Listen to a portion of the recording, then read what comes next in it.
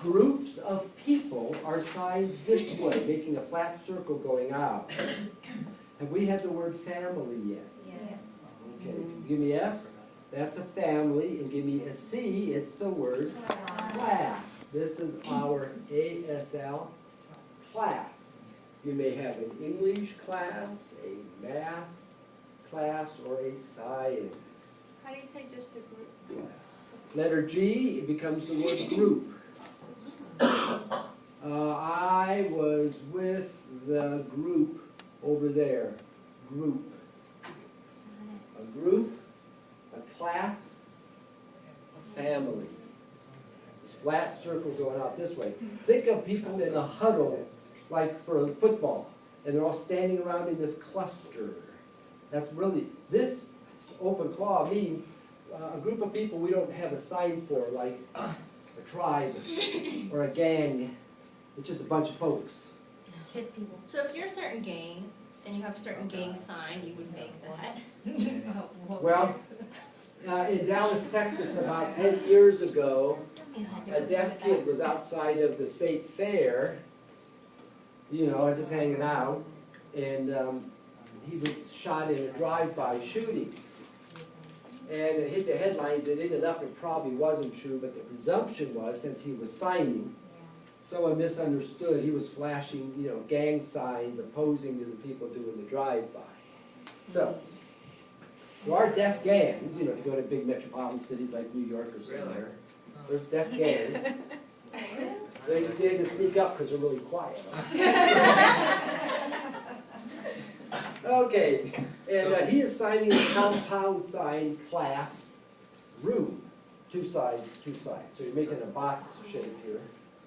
A class room. So is there a sign for a crowd, or would this be just a general crowd? Yeah, but open your hands It's into general, claws, like and that's a claws. general crowd. That is correct. And there's a lot more. A is an association, and O is an organization. There's a bunch of them. But for right now, we need family, class, group. T, you're on the team.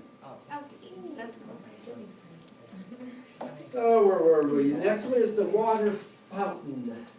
You simply take a W, bounce it on your chin. That is the word water. But if you're walking down the hall, in context, you say someone where? Water, where? Well, you're asking where's the water fountain? Water. The water fountain. The telephone next. This is if I got the handset here, and you go tap, tap, that's the phone. The phone. Answer the phone. The phone is doing this. Ringing. In the old days, a little clap would hit the bell, and that's how things would ring. Now it does a musical melody, but the phone. Just so you know that I've been around a long time, I actually used to use a phone that went like this. Rotary phone. I remember that. We used to have one too. I have one. It's amazing how technology's changed. When I was like elementary school, our house phone was connected with other houses in the neighborhood, and we had what's called a party line. Yep. So you pick it up, and if you get a busy or a dial tone, you could dial. But it would not be uncommon. You pick up the phone and people are talking, and you just hang it back up and wait until you could use it. And then years ago, when I had kids in my house, our house had like 6 phone lines for just one house. Because each member of the family, 4 of us, had personal phone numbers. The house had a house phone number, and then a teenage phone line on the house line as well.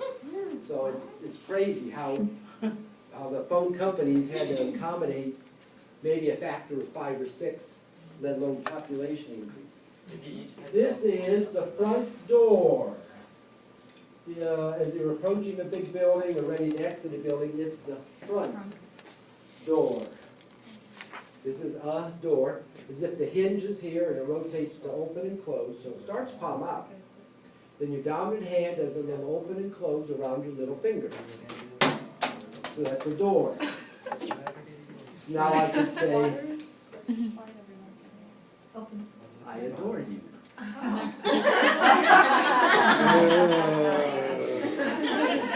And this is to open or to Close. So the little sign is the noun, the door. Then we get into a verb phrase, please open the door, or please close the door. Here we are at, and I don't see it, the next sign is an ATM machine, I think. Oh, here we are. Office. Office. Where are we, the next sign? Office. Oh, the office. Yeah, here we are. Looks more like one of our computer labs, and we're gonna call that the, Under front doors on 164, those other okay, ones. where am I? Oh, well. You went on to well, that- I don't 165. know why they're giving us in the book, it's OFFICE. FFO, kick up 3 fingers and do a bounce. OFF, OFFICE. I-C-E. C-E is easy, go from a C to an E. I-C, O-F-F-I-C-E. Office. Now, in reality, if I'm talking about something in this context and all I see is that, I'm gonna guess that was office, even if I didn't see every letter. If you have to see every letter of the word, you'll never read fingerspell. I have that problem. You will never see every letter, that fluent fingerspell. Yeah. You'll catch a glimpse of the word. Whether there's an ICE there or not, it becomes irrelevant because it's so quick, you're gonna miss some of it anyhow. So you have to get accustomed to saying, and trusting your good guessing. And unfortunately for gentlemen, ladies have statistically shown more intuitive good guessing than guys when it comes to reading fingerspells. It's not fair, but.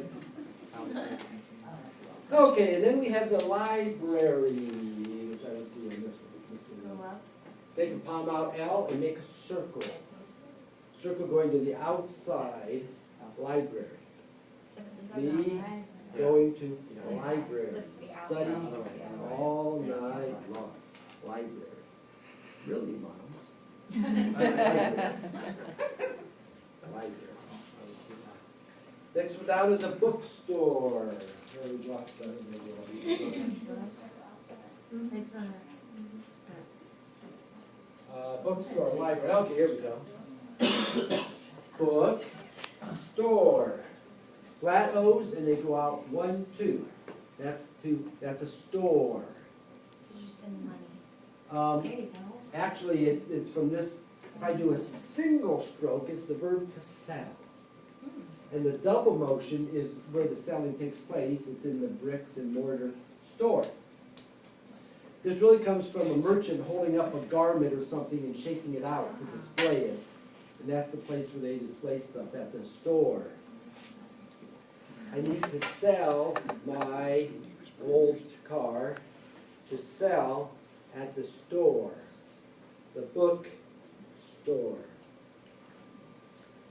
And then the bottom of the page, that's going to be, what he is citing is the cafeteria. He's, well, actually we call it the dining room.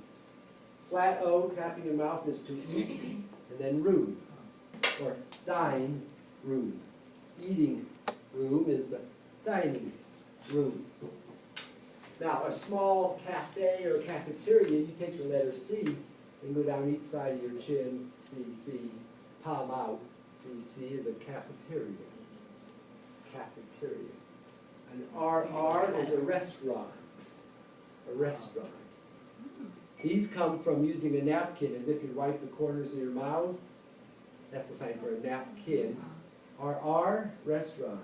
CC, cafeteria, or the dining room.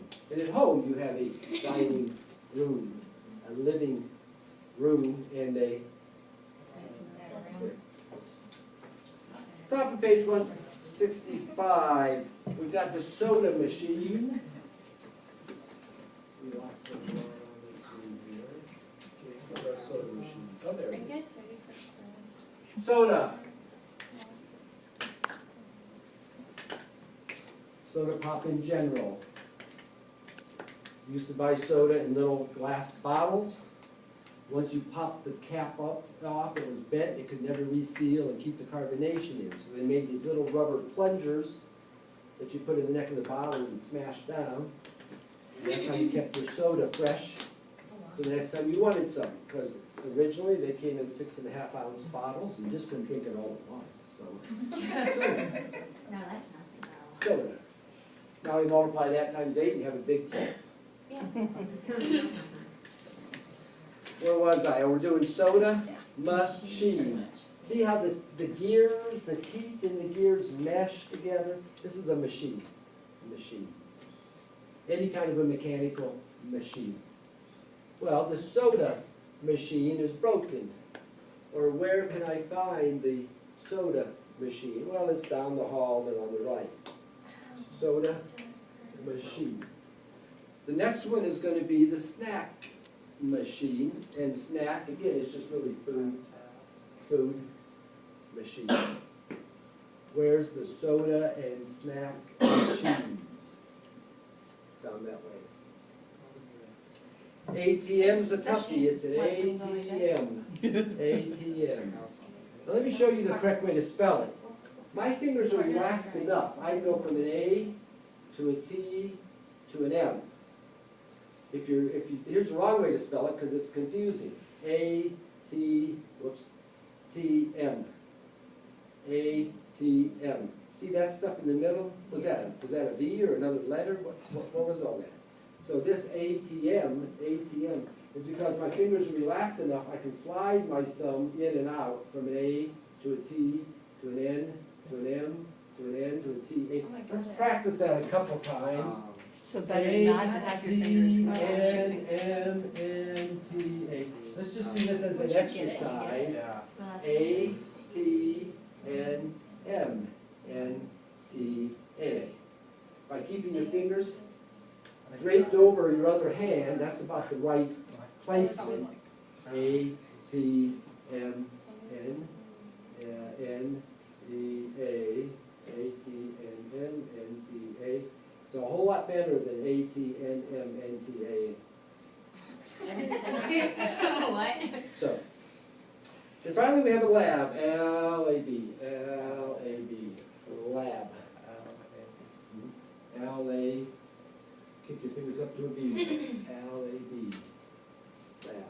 We have an ASL lab over there, more like a video. And finally, we have a lobby at the top of page 166.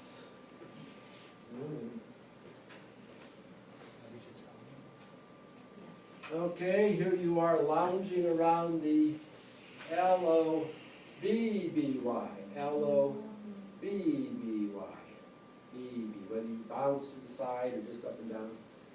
Lobby. This is going to be a hall. My hands are vertical, my fingers are pointing up. That means I'm between some walls. I'm walking down a hall. My hands this way, I'm walking on top of a flat surface. This is a street, a path, a sidewalk, a drive, an avenue. Oh, now I'm going down a corridor or a hallway, maybe even an alley between buildings. So when we see a hall, you're going down the hall. So if you go out here, you can go down the hall to the right, or you go down the hall to the left. And deaf people literally sign, you know, where you go outside and you go that way, or that way, where it is really giving you real-world directions as to the way the place is situated. A category sign is a place or an area. Okay, these are locations. So I'm going to make a flat circle coming back to me. There's nothing to do with the family sign going out. I take the letter, if I take A's, and I bring a palm down A, and I start with my thumbs and touch back my thumbs, and I make this circle, that's an area. It might be the food area. We probably call it a food court, like at a mall. That's an area. Likewise, we have a place. Letter P, middle fingers touching. And pull them back to you. Oh, this is a nice place, a pretty place. You have a nice place. I like your apartment. and 9